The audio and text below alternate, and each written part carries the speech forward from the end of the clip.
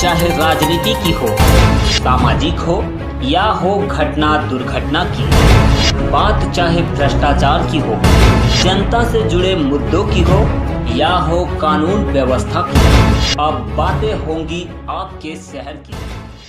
और भारतीय संस्कृति, परंपराएं, जीवन मूल्यों को जानने वाले पूर्व राष्ट्रपति आदरणीय डॉक्टर सर्वपल्ली राधाकृष्णन जी के चरणों में भी मैं कोटि कोटि प्रणाम करता हूं। कोरोना काल के कारण आज वीडियो कॉन्फ्रेंसिंग के माध्यम से ही हम ये कार्यक्रम कर रहे हैं, लेकिन बचपन से भारत में तो हमें सिखाया गया है गुरुर ब्रह्मा गुरुर विष्णु गुरुर्देवो महेश्वरा गुरुर साक्षात परम ब्रह्म तस्मै श्री गुरुवे नमः। ब्रह्मा विष्णु महेश सब गुरु है। हमारे यहां कहा गया गुरु गोविंद दोऊ खड़े काके लागू पाए, बलिहारी गुरु आपकी गोविंदियो बताए। गोविंद से ऊपर अगर महत्ता है तो वो गुरु की महत्ता है। तो सबसे पहले गुरु जी के चरणों में माथा रख के कहते थे प्रणाम गुरु जी, और वो उतने स्नेह से और प्रेम से हमको शिक्षा प्रदान किया करते थे, और उसमें नैतिक शिक्षा का बड़ा हाथ होता था। सदैव माता पिता गुरु का आदर करना, क्या करना क्या ना करना, यह हमको सिखाया जाता था। मैं उसके विस्तार में नहीं जा रहा। हमारे यहां कहा गया कि वास्तव में शिक्षा के विद्या के 3 उद्देश्य हैं: ज्ञान देना, कौशल देना और रोज नागरिकता के संस्कार देना। और मुझे खुशी है कि शासकीय स्कूलों के हमारे शिक्षक भी बहुत जगह तो अनेकों आदर्श उपस्थित किए उन्होंने। हमारे 10वीं का 12वीं का जो रिजल्ट है उसमें प्राइवेट विद्यालयों से अच्छा हमारे शासकीय विद्यालयों का आया है। इसके लिए भी मैं उन्हें बधाई देता हूं। शिक्षक दिवस की भी शुभकामनाएं। इस समय शिक्षा के प्रति अपना तन मन और जीवन समर्पित करने वाले प्रदेश के सभी शिक्षकों को शिक्षक दिवस के अवसर पर, जिन्हें राष्ट्रीय सम्मान राष्ट्रपति पुरस्कार के रूप में और राज्य स्तरीय शिक्षक सम्मान प्राप्त हुआ है, उन सभी को भी मैं हार्दिक बधाई देता हूं। हम लोगों ने कोशिश की उस शिक्षा की व्यवस्था को भी ठीक करें, शिक्षा संवर्ग का संविलियन करके फिर से गठन करें और हमारे शासकीय शिक्षकों के खोए हुए सम्मान को हम वापस दिलाने की कोशिश करें, और वो काफी अर्थों में हम लोग कर पाए हैं।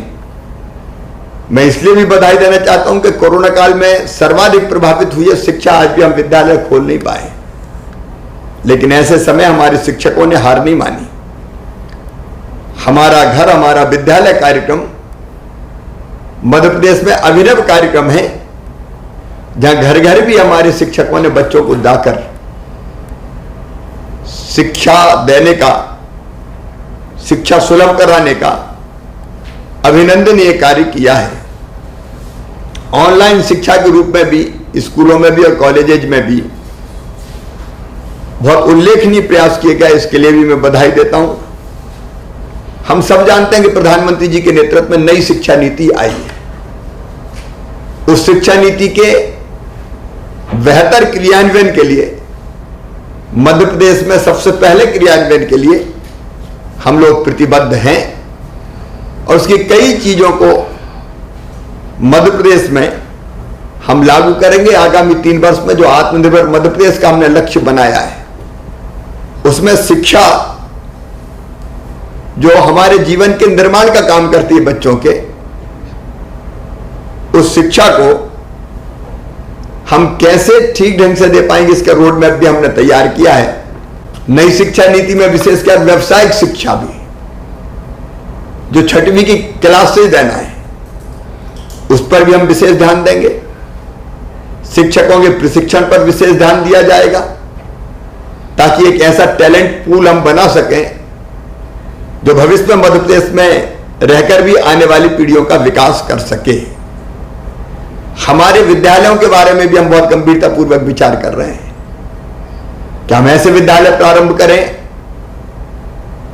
10, 12, 15, 20 गांवों के बीच में, जहां सारी बेहतर सुविधाएं हम दे पाए, अच्छे भवन, लैब, लाइब्रेरी, पर्याप्त मात्रा में शिक्षक, भले बस से हमको बच्चों को लाना पड़े, हम लाएं भी और उनको छोड़ के भी आए, उस दिशा में भी हम प्रयासरत हैं। संगीत, नृत्य, योग, भारतीय संस्कार, इनकी शिक्षा देना भी हमारा लक्ष्य है। और तकनीकी ज्ञान हासिल करने वाले हमारे बच्चे, उनका 100% प्लेसमेंट सुनिश्चित हो पाए, इसकी तरफ भी हम ध्यान देंगे। बेरोजगारी दूर करना हमारा एक बड़ा लक्ष्य है। प्राइवेट सेक्टर में भी शिक्षकों का शोषण ना हो, यह भी हमारा लक्ष्य रहेगा। लेकिन साथ में अनाप शनाप फीस भी ना वसूलें, इसलिए जल्दी हम एक्ट लेके आने वाले, कानून लेके आने वाले हैं। प्राइवेट सेक्टर भी शिक्षा के क्षेत्र में महत्वपूर्ण रोल अदा कर सके, यह भी हमारी कोशिश रहेगी। शिक्षकों को बेहतर जो उनका हक और अधिकार है प्राइवेट सेक्टर के, वो भी मिल सके।